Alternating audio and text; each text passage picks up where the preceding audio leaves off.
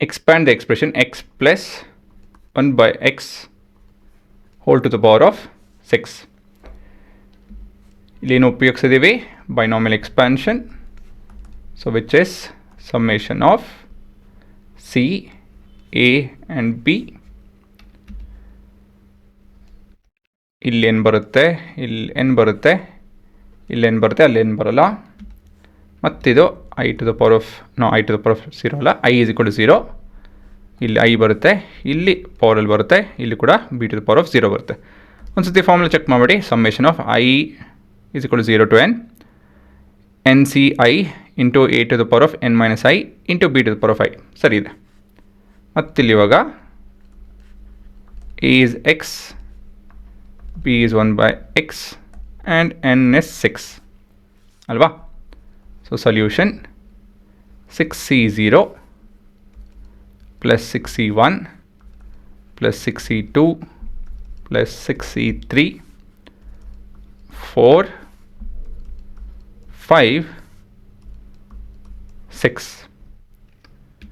Next, x to the power of 6 5 4 3 2 1 and 0.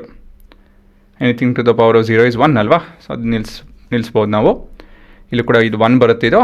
So this is divided by x to the power of 2 3 4 ತಪ್ಪು ಮಾಡಿದೆ ಇಲ್ಲಿ. ಇದು 1 ಇದು 1 2 3 4 5 6.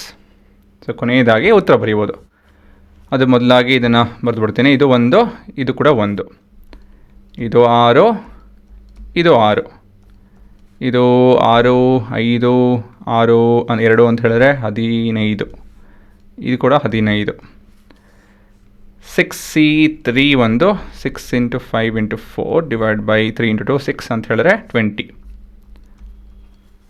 So ಕೊನೆಯದಾಗಿ ಉತ್ತರ x to the power of 6 plus 6 into x to the power of 4 ಎಲ್ಲ even powers ಬರ್ತಾ ಇದೆ, plus 15 into x to the power of 3 plus 20 plus 15 by x square